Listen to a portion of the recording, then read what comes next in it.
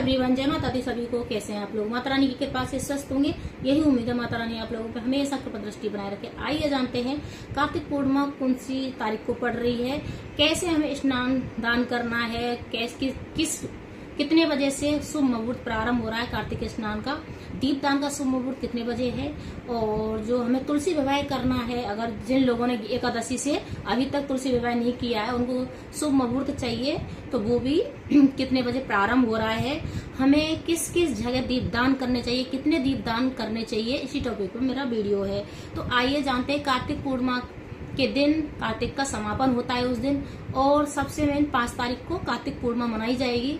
तो हमें 5 नवंबर को कार्तिक पूर्णिमा मनानी है, और उस दिन हमारा जो लास्ट का दिन होता है तो हमें उस दिन उद्यापन भी करते हैं। बहुत लोग मतलब व्रत रखते हैं, स्नान करते हैं, कार्तिक का जो दान देने का जो कार्तिक पूर्णिमा के दिन किया जाता है।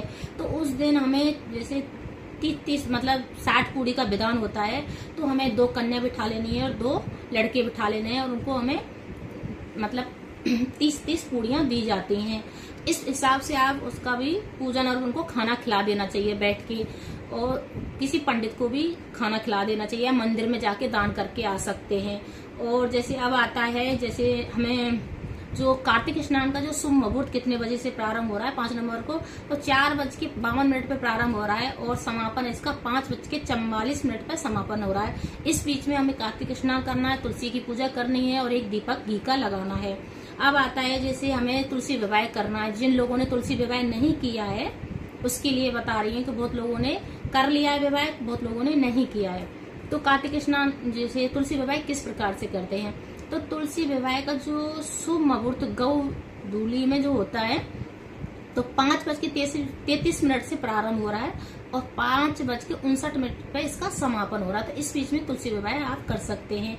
तुलसी विवाह के लिए हमें क्या क्या सामग्री होनी चाहिए, अगर हम पति पत्नी एक साथ पूजा कर रहे हैं तो वो जोड़े में भी पूजा कर सकते हैं, और जो तुलसी माँ होती हैं वो जो कोई महिला होती है वो लेती है अपनी गोदी में, और जो शालिग्राम भगवान होते हैं वो पुरुष लेता है, और तब उनके फेरे दिलाए जाते हैं। अगर जैसे पति साथ नहीं दे रहा है या वो आसपास नहीं है तो खुद भी हम साधारण तरीके से पूजा कर सकते हैं। तो पूजा हमें कैसे करनी है, माता तुलसी को रख लेना है, मतलब आसन लगाना है, चौक पुरोना है, फिर शालिग्राम भगवान को भी रख लेना, उनके सामने जो ठाकुर जी हैं उनको भी रख लेना है।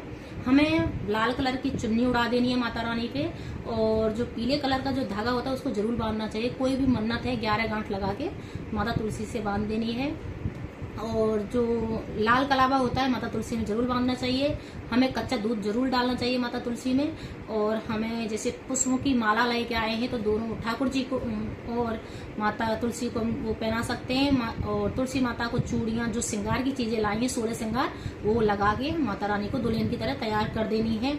अब आता है हमें उनकी शादी करा देनी है साधारण तरीके से, और फिर हमें जैसे हमें परिक्रमा जैसे अकेले में हम फेरे नहीं दिला सकते हैं तो हमें एक पुष्प ले लेना है और 11 उनकी परिक्रमा करके पुष्प को वहां पे छोड़ देना दोनों के सामने।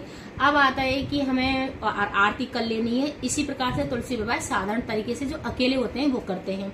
अब आता है कि हमें तुलसी का जैसे विदाई होती है वो कैसे करनी है, किस दिन करनी चाहिए। तुलसी की विदाई हमें बृहस्पतिवार को करनी नहीं है, तो हमें शुक्रवार को 7 तारीख को करना है। तो बुधवार को हमें विवाह करना है, जैसे 5 नवंबर को करना है, और मतलब बृहस्पतिवार को नहीं करना है, और 7 तारीख को हमें विदाई करनी है। फिर आता है कि जैसे हमें जो बेटी की विदाई होती है उसी हिसाब से हमें तुलसी माता की विदाई होती है। जो खोचा नहीं होता, खोचा निकालते हैं, जैसे बेटी को हमें एक टिफिन में मिठाई वगैरह कुछ पैसे भी देते हैं, ऐसे दिया जाता है। तो हमें अपनी माता तुलसी को कुछ पैसे और कुछ मिठाई वगैरह उनके उसमें लपेट के रख देनी है कोई कपड़े में, और उनको दिया जाता है। और या तुलसी माता को किसी मंदिर में रख के आ सकते हैं, या अपने घर में भी रख सकते हैं, और जैसे शालिग्राम भगवान है किसी के हैं तो उसको दे सकते हैं, नहीं तो अपना जो अपने खुद के ठाकुर जी अपने मंदिर में लाके रख सकते हैं। फिर आता है कि बहुत लोग ये भी अब दीपदान का जो होता है, तो जो कार्तिक पूर्णिमा के दिन हमें 15 दीपक का विधान होता है, हमें 15 दीपक दान करने होते हैं। जिन भाइयों बहनों ने 365 दिन का दीपदान नहीं किया है वो लास्ट का दिन है, तो इसमें दीपदान जरूर करना चाहिए। पूरे साल का फल हमको प्राप्त हो जाता है अगर हम 365 बाती का दीपदान करते हैं। तो एक नारियल ले लेना है और 365 की बत्ती या तो कलावे से बना लीजिए। मैंने भी वीडियो डाल रखी है, चेकआउट कर सकते हैं जिनको नहीं बनाना आता है। और या मार्केट में बनी बनाई मिल जाती हैं। वैसे कच्चे सूत की जो बनाते हैं वो बहुत अच्छी मानी जाती हैं, तो उससे भी जला सकते हैं। तिली के तेल में भी हम दीपक जला सकते हैं या सरसों के तेल में भी जला सकते हैं, जिनके पास थोड़ा भाई जिसकी जैसी सामर्थ्य उस हिसाब से कर सकते हैं। वैसे तीनों चीजों में दीपक जलाया जाता है। वैसे शुद्ध देसी घी का भी बहुत अच्छा दीपक माना जाता है। और जैसे दीपक को कभी भी खाली नहीं रखा जाता है, आसन दे के रखना चाहिए। तो आसन में हमें क्या रखना है, चावल भी रख सकते हैं, पुष्प भी रख सकते हैं। इस प्रकार से हमें दीपदान करना है। और पूर्णमासी के दिन हमें किसी जलाशय के पास अगर दीपदान करते हैं तो बहुत अच्छा माना जाता है।